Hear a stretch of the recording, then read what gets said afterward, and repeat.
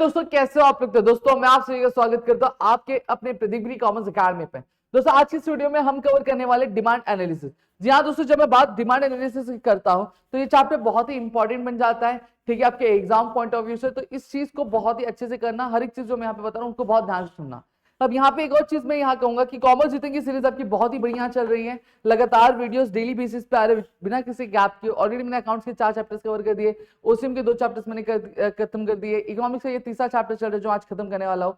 फिर उसके बाद एसपी की अगर मैं बात करूँ तो एक चैप्टर होगा, फिर कल के दिन या परसों के दिन आपकी एसपी की वीडियो भी आएगी।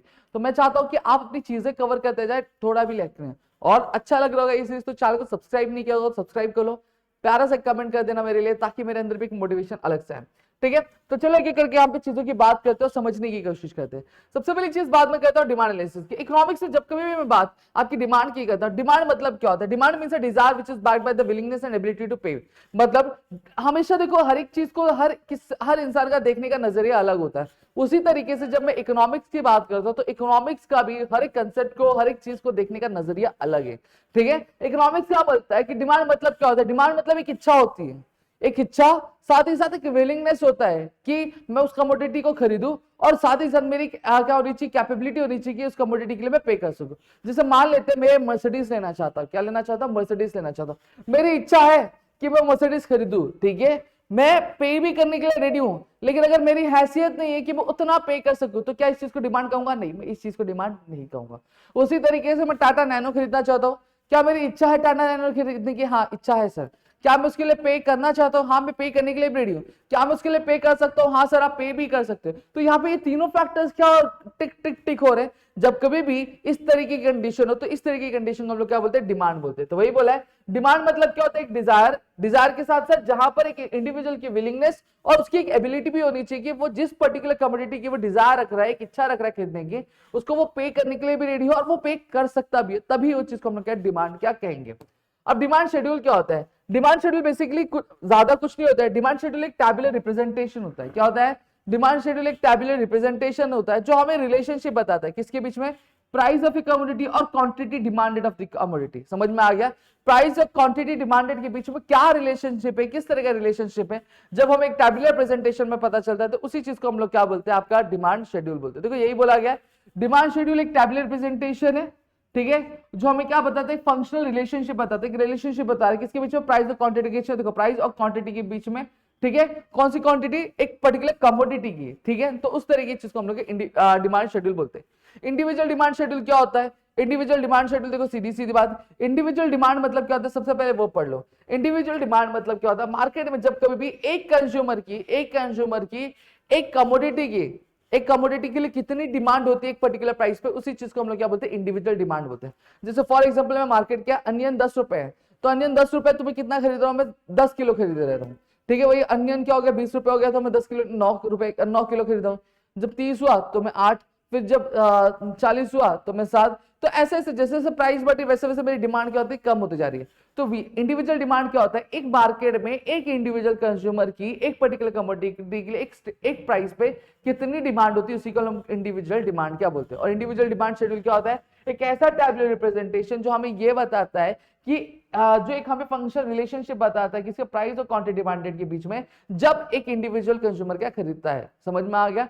तो क्या होता है individual demand schedule? Individual demand schedule basically tabular representation होता है जो हमें यह बताता है कि एक पर्टिकुलर प्राइस पे एक पर्टिकुलर इंडिविजुअल कितनी क्वांटिटी का इस कमोडिटी की खरीदता है और प्राइस बढ़ने पे कितनी खरीदता है। इस चीज को हम लोग क्या बोलते हैं?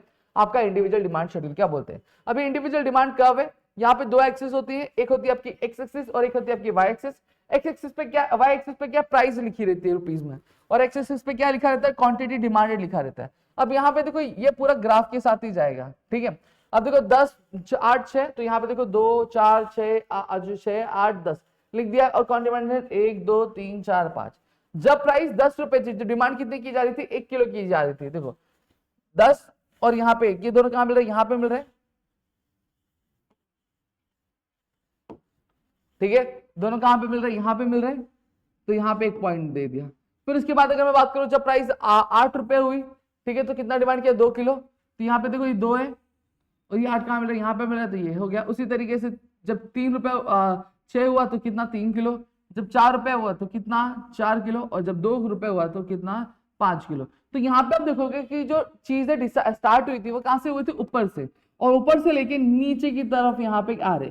तो डिमांड कब कहां स्लोप कर रहा है, डाउनवर्ड स्लोप कर रहा है। कहां पे स्लोप कर रहा है, डाउनवर्ड। तो इस तरीके से आपको क्या पता करना चाहिए, ठीक है। कहां से, आपका फ्रॉम लेफ्ट टू राइट। तो आप याद रखोगे डिमांड कब कहां स्लोप करता है, डाउनवर्ड स्लोप करता है from left to right.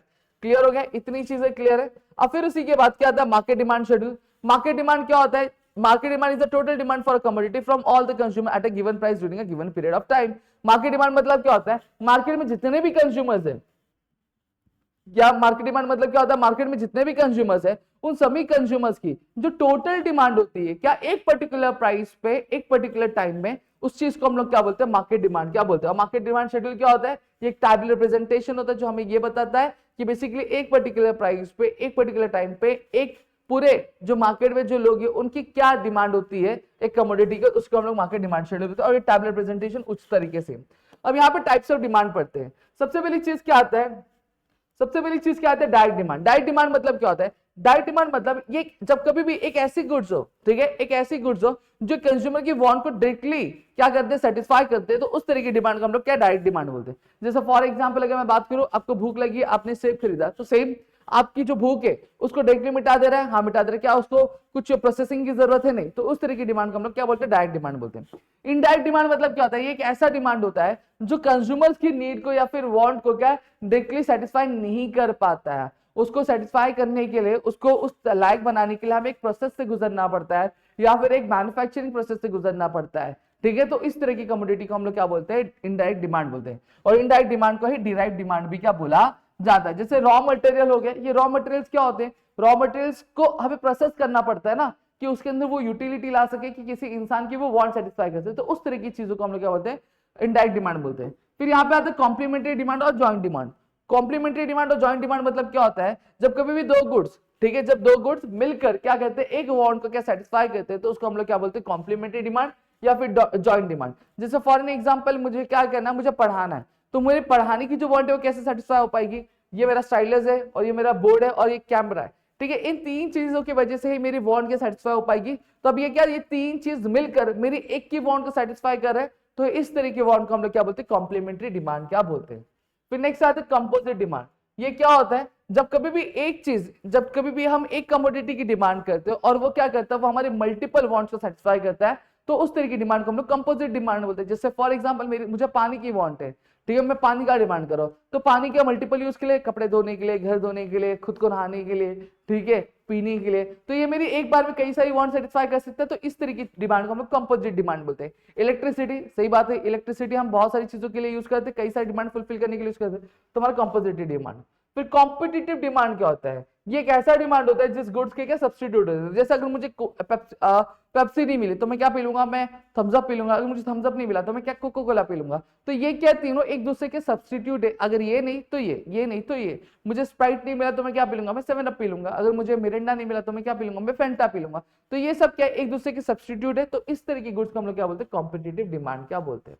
Now next we are going to study about the determinants of demand. Determinants of demand क्या होते हैं, डिटर्मिनेंट्स ऑफ डिमांड की अगर मैं बात करूं तो ये ऐसे कुछ फैक्टर्स होते हैं, ये कुछ ऐसी चीज होती है जिसकी वजह से डिमांड कम या फिर ज्यादा होता है, ठीक है। डिटर्मिनेंट्स ऑफ डिमांड का मतलब क्या होता है, कुछ ऐसे डिमांड, कुछ ऐसी चीजें, कुछ ऐसे रीजंस, ठीक है, जिसकी वजह से डिमांड क्या होता है, कम या फिर ज्यादा क्या पता लगता है। सबसे पहली चीज आती है प्राइस। सही बात है, आपने हमेशा देखा होगा कि कंज्यूमर्स हमेशा क्या करते हैं, जब कभी भी कोई भी सामान बहुत महंगा होता है, बहुत महंगा होता है, उसे वो कम खरीदते हैं। लेकिन वही अगर सामान सस्ता हो जाए तो लोग क्या करते हैं, ज्यादा खरीदते हैं। जैसे फॉर एग्जांपल अनियन है, अनियन जब 200 रुपए किलो हो जाए या फिर 150 रुपए किलो हो जाए तो मम्मी 10 किलो 5 किलो नहीं लाती, 1 किलो लाती है, आधा किलो लाती है। वहीं जब कांदे 20 रुपए किलो हो जाए, 30 रुपए किलो हो जाए, ठीक है, तो मम्मी क्या लगती है, 3 4 5 6 किलो लाके रख देती है स्टॉक में। सही बात है। तो यहाँ पे जब प्राइस ज्यादा थी तो डिमांड कम थी, जब प्राइस कम हुई तो डिमांड भी बढ़ गई। तो ये है प्राइस की वजह से इस तरीके। फिर इनकम, सेम चीज है। rise in income will lead to the rise in demand for the commodity and falling income will lead to the fall in demand for commodity। जैसे फॉर एग्जांपल मैं बासमती खाता हूँ, क्या खाता हूँ, बासमती। अभी महीने का मैं 1 लाख रुपए कमाता हूँ, मैं तो बासमती राइस खाता हूँ। अब मेरी इनकम क्या हो गई, मेरी इनकम कम हो गई, मेरी इनकम क्या हो गई, कम हो गई। अब मेरी इनकम 1 लाख थी, 1 लाख से सीधा 20,000 हो गई। अब 20,000 की इनकम में क्या मैं बासमती राइस खाऊंगा, नहीं खाऊंगा ना। तो बासमती राइस नहीं खाऊंगा तो बासमती राइस की डिमांड क्या हो जाएगी, कम हो जाएगी। क्या हो जाएगी, कम हो जाएगी। और फिर मैं कोई सस्ता चावल होगा या फिर कोई थोड़ी सी कम दाम वाली चावल मैं क्या खाना पसंद करूंगा। तो यहाँ पे देखो इनकम जब ज्यादा थी तो बासमती की डिमांड भी थी, लेकिन जब इनकम कम कम हो गई तो बासमती राइस की जो डिमांड भी थी वो क्या कम हो गई। तो इनकम इस तरीके से क्या रोल प्ले करता है, समझ में आ गया। फिर क्या बोला, प्राइस ऑफ सब्स्टिट्यूट गुड। जैसे फॉर एग्जांपल टी और कॉफी की बात कर रहे थे। अब चाय और कॉफी दोनों ही एक काम करते हैं। जैसे फॉर एग्जांपल मैं कॉफी पीता हूँ, अब कॉफी का जो प्राइस है अचानक से बढ़ गया 150 रुपए का। कितना रुपए का, 150। और चाय 10 रुपए की है। अब कॉफी भी वही काम करता है, चाय भी वही काम करता है। हाँ मैं कॉफी पीऊंगा लेकिन ओकेजनली पीऊंगा, ठीक है। पहले जो रेगुलरली पीता था अब ओकेजनली पीऊंगा, लेकिन अब मैं किस पे शिफ्ट हो जाऊंगा, चाय पे शिफ्ट हो जाऊंगा। क्यों, क्योंकि जब सब्स्टिट्यूट गुड, जब हमारा कॉफी का दाम बढ़ा, कॉफी का दाम बढ़ा तो कॉफी का डिमांड क्या कम हो गया, और कॉफी का प्राइस बढ़ने की वजह से किसको फायदा हो गया, टी को फायदा हो गया, क्योंकि टी की प्राइस कम थी जिसकी वजह से उसकी डिमांड क्या हो गई, बढ़ गई। तो जो प्राइस होता है सब्स्टिट्यूट गुड का वो भी एक इंपॉर्टेंट रोल क्या प्ले करता है। फिर क्या आता है, प्राइस ऑफ कॉम्प्लीमेंट्री गुड्स। क्या आता है, प्राइस ऑफ कॉम्प्लीमेंट्री गुड्स। जैसे फॉर एग्जांपल कार और पेट्रोल की बात करते हैं, ठीक है। जब कभी भी पेट्रोल का दाम बढ़ता है, ठीक है, आप देखोगे ऑटोमेटिकली कार का भी डिमांड कम हो जाता है। जब कार का प्राइस बढ़ेगा तो ऑटोमेटिकली पेट्रोल का भी जो डिमांड है वो कम पड़ जाता है। क्यों, देखो एक चीज होती है कि हाथी खरीदना बड़ी बात नहीं होती, उसको पालना बहुत बड़ी बात होती है। इंसान कार सस्ती मिल रही है, ठीक है, खरीद लेगा, लेकिन उसके बाद उसको पेट्रोल भी तो भराना पड़ेगा। अब जो पेट्रोल आसमान छुएगा तो लोग कार खरीदेंगे क्या, लोग कार नहीं खरीदेंगे। तो ऑटोमेटिकली पेट्रोल की वजह से क्या हो गई, कार की डिमांड कम होगी। अब उसी तरीके से अगर हम बात करें, जब आपकी कार की प्राइस बढ़ जाएगी, प्राइस मिलेगा 1 2 की मिल जाएगी, तो लोग कार खरीदेंगे क्या, नहीं। जब कार नहीं खरीदेंगे तो पेट्रोल खरीदेंगे क्या, पेट्रोल तो जब कार ही नहीं रहेगी तो पेट्रोल खरीद के क्या करेंगे। तो इस वजह से देखो जब कॉम्प्लीमेंट्री गुड्स की प्राइस बढ़ती है तो ऑटोमेटिकली जो दूसरा गुड्स होता है उसका भी डिमांड क्या होता है, कम ज्यादा होता रहता है। फिर आता है नेचर प्रोडक्ट। अब यहाँ पे देखो दो तरह के गुड्स होते हैं, एक होता है हमारा नेसेसिटी वाला गुड। जैसे फॉर एग्जांपल अगर मैं बात करूं, एक शुगर पेशेंट है, शुगर पेशेंट के लिए क्या दवाई जरूरी होती है, शुगर पेशेंट के लिए उसकी जो इंजेक्शन होते हैं, ठीक है, उसकी जो दवाइयां होती है वो जरूरी होती है, ठीक है। अब उसकी प्राइस कम हो या तो ज्यादा हो तो उसे कोई भी फर्क नहीं पड़ने वाला। अगर वो एक गोली खाता था तो वो एक गोली खाएगा ही खाएगा, क्योंकि वो उसकी जरूरत है। अब ऐसा भी नहीं कि प्राइस कम होने के बाद वो 10-15 गोली खरीद लेगा और दिन में 3-3 4-4 गोली खाएगा, नहीं, ऐसा भी नहीं है। तो कुछ गुड्स ऐसे भी होते हैं जो हमारे लिए बहुत ज्यादा जरूरी होते हैं, तो उसकी प्राइस कम हो या फिर ज्यादा हो इससे कोई भी फर्क पड़ता नहीं है। प्राइस जो डिमांड होती है वो उतनी की उतनी होती। अब वहीं पे गुड्स ऐसे भी होते हैं जो इतने जरूरी नहीं होते। क्या होते हैं, इतने जरूरी होते। अब जब वो गुड्स इतने जरूरी नहीं होते तो क्या होता है, तो वहां पे उसकी जो डिमांड होती है, उसकी डिमांड क्या होती है, उसके प्राइस पे डिपेंड करती है। अगर प्राइस बढ़ जाती है तो उसकी डिमांड कम हो जाएगी, अगर वहीं प्राइस कम हो गई तो डिमांड बढ़ जाती है। समझ में आ गया। फिर आता है साइज ऑफ पॉपुलेशन। पॉपुलेशन भी बहुत मैटर करता है। जैसे फॉर एग्जांपल अगर मैं बात करूं, पहले क्या हुआ करता था, पहले एक एरिया था, उस एरिया में सिर्फ 4 लोग रहते थे, तो यहाँ पे किराने दुकान वाले अंकल सिर्फ 10 किलो राइस लेकर आते थे उनको बेचने के लिए। अब अचानक से जो पॉपुलेशन हो गई वो 50 की हो गई। क्या हो गई, 50 की हो गई। तो अब यहाँ पे 10 किलो राइस में पूरा पॉपुलेशन का वांट सेटिस्फाई कर पाएंगे कि नहीं। तब कितना लेकर आते हैं, अब 100 केजी लेकर आते हैं। कितना लेकर आते हैं, 100 केजी का वो लेकर आते हैं। तो देखो जब पॉपुलेशन कम थी तो डिमांड भी क्या था, कम था। जब पॉपुलेशन बढ़ा तो डिमांड भी क्या बढ़ता है। समझ में आ गया। Expectation about future prices. अब मान लो आप मार्केट में गए, कहां गए आप, मार्केट में गए। अब जब मार्केट में गए तो आपको पता चलता है कि कांदा 100 रुपए किलो चल रहा है। वहीं कांदे वाले भैया बोलते हैं कि जो है अब कांदे जो है 100 रुपए से अब सीधा 200 रुपए किलो होने वाले हैं। तो आप क्या करोगे, अब 100 रुपए में सस्ता मिल रहा है तो आप क्या करोगे, 4-5 किलो ले लोगे। सही बात है। और वही अगर आपको ये पता चलता है मार्केट में कहीं से कि आज कांदे 100 रुपए लेकिन कल कांदे 30 रुपए किलो हो जाएंगे, तो आप खरीदने 5 किलो गए थे तो कितना खरीदोगे, पाव किलो खरीदोगे या फिर 100 ग्राम ही खरीदोगे, जिससे आज की सिर्फ जो वांट है वो सेटिस्फाई हो पाए। देखा, जब कभी भी एक इंसान को लगता है कि आगे प्राइस बढ़ने वाला है या फिर कम होने वाला है तो उसकी जो अभी की जो डिमांड होती है वो असर होती है, यानी वो भी कम या ज्यादा होती है। इतनी चीजें क्लियर हुई। फिर नेक्स्ट आता है एडवर्टाइजमेंट। एडवर्टाइजमेंट बहुत इंपॉर्टेंट रोल प्ले करता है। देखो एडवर्टाइजमेंट आप जितना अच्छा करोगे, पब्लिसिटी जितना अच्छा करोगे, लोग आपकी गुड्स की डिमांड उतनी ज्यादा करेंगे। जैसे आपने कैंपेन देखा होगा, लोग चलाते थे कि क्या चल रहा है मार्केट में, तो लोग क्या बोलते थे, फॉग चल रहा है। तो हर कोई सोचता था ये फॉग क्या है, फॉग क्या है, फॉग क्या है, जिसकी वजह से उसकी डिमांड बहुत ज्यादा बढ़ी। लोग हर कोई जाके फॉग की परफ्यूम खरीदता ही खरीदता। आपके घर में भी एक ना एक बार तो फॉग आया ही आया होगा। सही बात है। क्यों, क्योंकि कैंपिंग ही उस तरीके से रन की गई थी कि मार्केट में क्या चल रहा है, क्या चल रहा है, फॉग चल रहा है। मार्केट में एडवर्टाइजमेंट जितनी अच्छी करोगे उतनी अच्छी आपकी क्या होगी, आपकी सेल्स होगी, आपकी गुड्स की डिमांड होगी। और मार्केटिंग जितनी खराब होगी, एडवर्टाइजमेंट जितनी खराब होगी, उतनी डिमांड आपकी कम होगी। फिर नेक्स्ट आता है टेस्ट हैबिट, फैशन पे भी चीजें बढ़ती है, बदलती है। जैसे फॉर एग्जांपल अगर एक इंसान का टेस्ट बदल जाता है तो हैबिट बदलती है या फिर फैशन बदल जाता है। तो उस जिस पहले जिस जो चीज पसंद थी, जिस चीज की हैबिट थी, जिस चीज का फैशन चल रहा था, अगर टेस्ट हैबिट फैशन चेंज हो गया तो जो पर्टिकुलरली जो चीज का टेस्ट हैबिट फैशन था उसको, वो क्या हो जाएगी, ऑटोमेटिकली चेंज हो जाएगी और उसकी डिमांड क्या हो जाएगी, कम हो जाएगी। जैसे फॉर एग्जांपल मुझे पहले कॉफी पीना बहुत पसंद था, लेकिन अब मुझे कॉफी पीना नहीं, कॉफी का टेस्ट इतना अच्छा लगता है, मुझे चाय का टेस्ट अच्छा लगता है। तो पहले कॉफी की डिमांड ज्यादा थी, ठीक है, अब मेरा टेस्ट बदल गया, अब मुझे कॉफी नहीं चाय पीना है, तो बट ऑब्वियसली जो कॉफी का जो डिमांड था वो कम हो गया और किसका डिमांड बढ़ गया, चाय का डिमांड क्या बढ़ गया। फिर आता है लेवल ऑफ टैक्सेशन। सही बात है, अगर कोई भी गुड्स है अगर उस पर टैक्स जो है हाई लगा हुआ है, जब टैक्स ज्यादा लगेगा तो उसकी प्राइस भी क्या रहेगी, ज्यादा रहेगी, और जब प्राइस ज्यादा रहेगी तो लोगों का डिमांड क्या हो जाएगा, कम हो जाएगा। और कोई कमोडिटी अगर उस पर टैक्स कम है तो बड़ा वैसी बात है उसका प्राइस भी कम होगा, जब प्राइस कम होगा तो लोगों की डिमांड भी क्या आ जाएगी, बढ़ जाएगी। जैसे इंपोर्ट वाले गुड्स होते हैं, अब इंपोर्टेड गुड्स पे इंडियन गवर्नमेंट ने अच्छा खासा क्या इंपोर्ट ड्यूटी लगाया, अच्छा खासा टैक्स लगाया। अब जब टैक्स इतना लगा दिया है, ठीक है, तो वो जो सामान होता है वो ऑलरेडी महंगा होता है, जब उसमें टैक्स लगता है तो और ज्यादा महंगा हो जाता है, जिसकी वजह से डिमांड क्या हो गई, कम हो गई। वहीं पे अगर मैं बात करूं, अगर गवर्नमेंट इंपोर्ट ड्यूटी कम कर दे, ना के बराबर कर दे, तो सामान क्या हो जाएगा, सस्ता हो जाएगा। जब सामान सस्ता होगा तो लोग उसको और भी ज्यादा क्या खरीदेंगे। समझ में आ गया। तो ये पूरा का पूरा जो था डिटर्मिनेंट था, जो मैंने आपको यहाँ पे क्या समझाया। अब आते हैं लॉ ऑफ डिमांड पे। लॉ ऑफ डिमांड अगर मैं बात करूं तो लॉ ऑफ डिमांड किसने दिया था, प्रोफेसर अल्फ्रेड मार्शल ने दिया था। उनकी जो बुक थी प्रिंसिपल ऑफ इकोनॉमिक्स उसमें दिया था, जो पब्लिश ईयर 1890 में क्या हुई थी। अब ये लॉ एक्सप्लेन क्या कहता है, लॉ एक्सप्लेन ये कहता है कि प्राइस और क्वांटिटी डिमांडेड के बीच में रिलेशनशिप कैसा है। जैसे प्रोफेसर अल्फ्रेड मार्शल कहते हैं अदर थिंग्स बीइंग इक्वल, ठीक है, other things being equal, higher the price of a commodity, higher the price of a commodity small is the quantity demand. मतलब क्या होता है, जितनी कमोडिटी की प्राइस ज्यादा रहेगी उतना ही डिमांड क्या रहेगा, छोटा रहेगा। और वहीं दूसरी तरफ क्या बोलते हैं, ठीक है, and lower the price of a commodity larger is the quantity demanded, कि जितना प्राइस कम रहेगा उतना ही ज्यादा, उतना ही बड़ा क्या डिमांड रहेगा।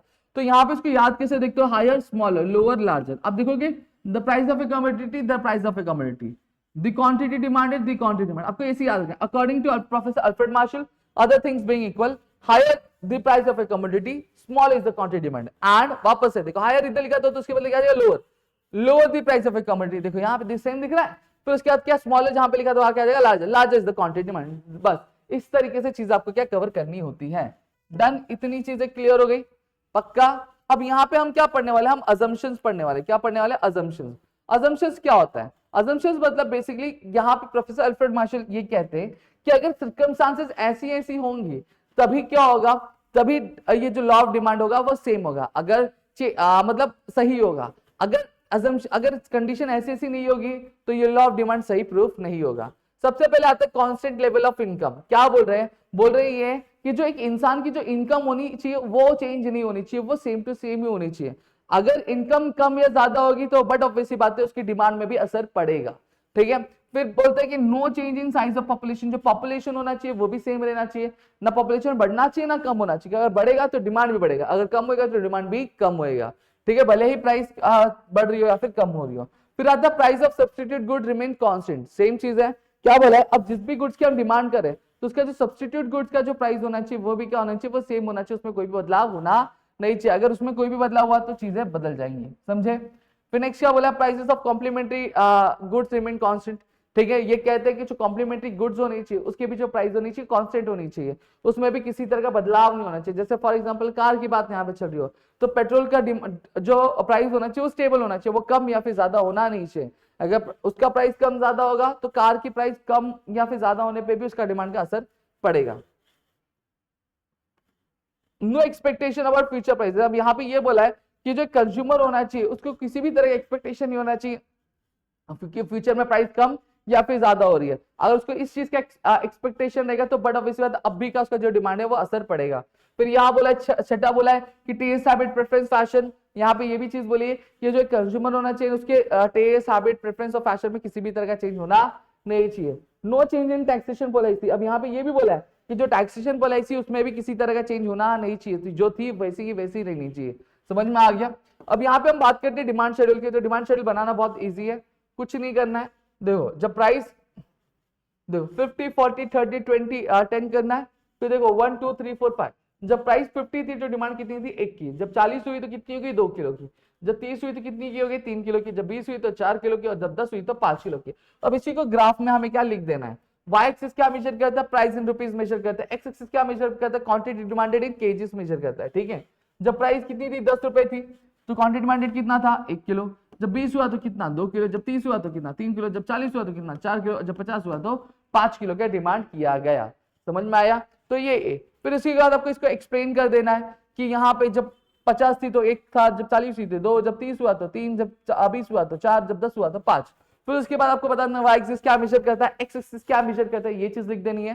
फिर उसके बाद आपको ये भी बताना है कि जो डिमांड का वे वो देखो शुरू कहां से हो रहा है, ऊपर से हो रहा है, खत्म कहां हो रहा है नीचे, तो यहाँ पे ऊपर से नीचे आ रहा है, सही बात है। तो आप बोल रहे हैं डिमांड का स्लोप डाउनवर्ड, कहां पे स्लोप करता है, डाउनवर्ड स्लोप करता है। कहां से, ये मेरा लेफ्ट हैंड है ये मेरा राइट है, तो ये देखो लेफ्ट से शुरू होकर राइट में क्या खत्म होता है, समझे? तो इस तरीके से आपकी पूरी चीजें क्या चलनी चाहिए, क्लियर हो गया, डन। नेक्स्ट, अब यहां पे हम आगे बढ़ते हैं। अब यहाँ पे एक्सेप्शंस आता है। एक्सेप्शंस मतलब क्या होता है, ये कुछ ऐसी चीजें होती है जिन पे ये लॉ ऑफ डिमांड क्या होता है, ये एप्लीकेबल नहीं होता है, ये सही प्रूफ नहीं होता। अगर ये सारी कंडीशन रहेगी तो लॉ ऑफ डिमांड एप्लीकेबल नहीं है। जिसमें पहला आता है गिफेंस पैराडॉक्स, इंफीरियर गुड्स और low quality goods are those goods whose demand does not rise even their price falls. At times demand decreases when the price of such commodities fall. क्या बोला गया है कि गिफिंग्स पैराडॉक्स का कांसेप्ट ये कहता है कि अगर जो कुछ ऐसे गुड्स होते हैं जो इंफीरियर क्वालिटी के होते हैं, या फिर कुछ ऐसे गुड्स होते हैं जो हम रेगुलर बेसिस पे यूज करते हैं, जैसे फॉर एग्जांपल अगर हम बात करें राइस की बात करें, दाल चावल की बात करें, या फिर ब्रेड की बात करें।